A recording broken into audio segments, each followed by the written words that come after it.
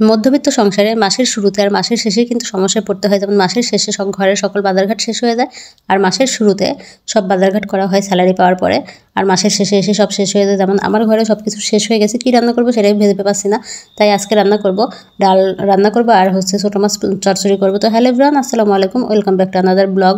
তো ডালটা রান্না করতে চলে আসছি। আমি ডালটা হাতে মাখিয়ে বসিয়ে দিব, কারণ তরকারি কাটা হয়েছিল না, তো ভাবলাম তাহলে আগে ডালটা হাতে মাখিয়ে বসিয়ে দেই, এরপরে তরকারি রান্নার জন্য মানে ছোটো মাছ রান্নার করার জন্য তরকারি কেটে নিব। তো ডালটা আমি হাতে মাখিয়ে এখন আমি পরিমাণ মতো পানি দিয়ে দিচ্ছি। তো ডাল বেশি রান্না করব না, এই জন্য অল্প পরিমাণেই পানি দিছি। এটা শুকিয়ে আসবে, তারপরে নামিয়ে ফেলবো, মানে শুকিয়ে না, একটু ঘন হয়ে আসলে নামিয়ে ফেলবো। তো এখন আমার ডাল রান্না হয়ে গেছে, তরকারির মাঝে কাটা শেষ। এখন আমি ধনিয়া পাতাটা দিয়ে তারপরে নামিয়ে ফেলবো। আর আজকে বেলে মাছ পুরপুরি করব, মানে আমাদের এলাকায় গ্রামের ভাষায় পুরপুরি বলে, তো তাই সেটাই বলে ফেলছি। তো চচ্চড়ি করব। আর বেলে মাছটা কী দিয়ে চচ্চড়ি করব সেটাই বুঝতে পারছিলাম না, তাই আলু কুচি কুচি করে কেটে নিয়েছি, মানে ভাজি করার মতো কেটে নিয়ে তারপরে ওইটা দিয়েই হাতে মাখিয়ে বসিয়ে দিব। মাঝখানে তো মনে করেন যখন ধুন্দুল পাওয়া যেত, তখন ধুন্দুল দিয়ে কিন্তু ছোটো মাছ চচ্চড়ি করতে অনেক মজা, মানে ভালো লাগতো। সাথে পটল দিয়েও কিন্তু চচ্চড়ি করা যাইতো, কিন্তু এখন এই বেলে মাছ কী দিয়ে চচ্চড়ি করবো সেটাই বুঝতে পারছিলাম না। একবার ভাবলাম বেগুন দিয়ে করি, কিন্তু ওই যে মাসের শেষ, ঘরে বাজার ছিল না, তো আলু ছিল, তাই ভাবলাম আলু দিয়েই চচ্চড়ি করে ফেলি। তো এখন আমি কড়াইতে পেঁয়াজ দিয়ে দিয়েছি, কাঁচামরিচ দিয়েছি, হলুদের গুঁড়া অল্প একটু, মরিচের গুঁড়াও দিয়েছি, আর এখন ধনিয়া গুঁড়ো অল্প একটু দিয়েছি, আর লবণ দিয়ে সুন্দরভাবে আগে মাখিয়ে নেব। মানে হাত দিয়ে অনেক সুন্দর করে মাখাবো।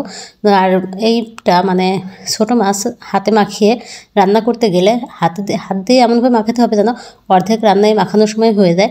আর মাখানো যত বেশি ভালো হবে তরকারি কিন্তু তত বেশি স্বাদ হবে। তো এখন আমি আলুটাও দিয়ে দিচ্ছি। আর হ্যাঁ, প্রথমে যে বললাম মধ্যবিত্ত সংসারে মাসের শুরু আর মাসের শেষেই যে সমস্যা, হ্যাঁ মাসের শেষে আর শুরুতেই সমস্যা হয়ে যায়। যেমন মাসের প্রথমে বাজারঘাট করা হয়, মাসের শেষে যে বাজারঘাটটা দেখা যায় যে শেষ হয়ে যাচ্ছে, সব কিছু কম কম হয়ে যায়। আর মাসের প্রথমে স্যালারি না পাওয়া পর্যন্ত, বাজার না করা পর্যন্ত ওই সমস্যাটা থেকেই থাকে।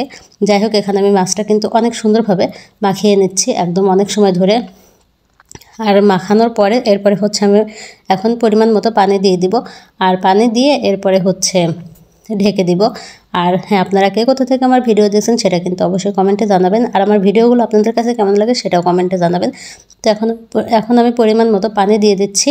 পানি দিয়ে এখন মানে এরপরে যে ঢেকে দিছি, এরপরে আর দেখি পানি শুকিয়ে গেছে। তো আমি এখন ধনিয়া পাতাটাও দিয়ে দিলাম। ধনিয়া পাতা দিয়ে মানে এখন যেহেতু ধনিয়া পাতার দিন, তো সবগুলো তরকারির মধ্যে তো ধনিয়া পাতা না দিলে চলেই না।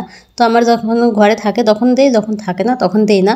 দেখা যায় যে বাইরে যাওয়া হয় না, কেনা হয় না, কারণ আমারই যাওয়া লাগে তো বাইরে, মাঝে মধ্যে যেতে ইচ্ছা করে না, তাই কিনেও না মাঝে মধ্যে।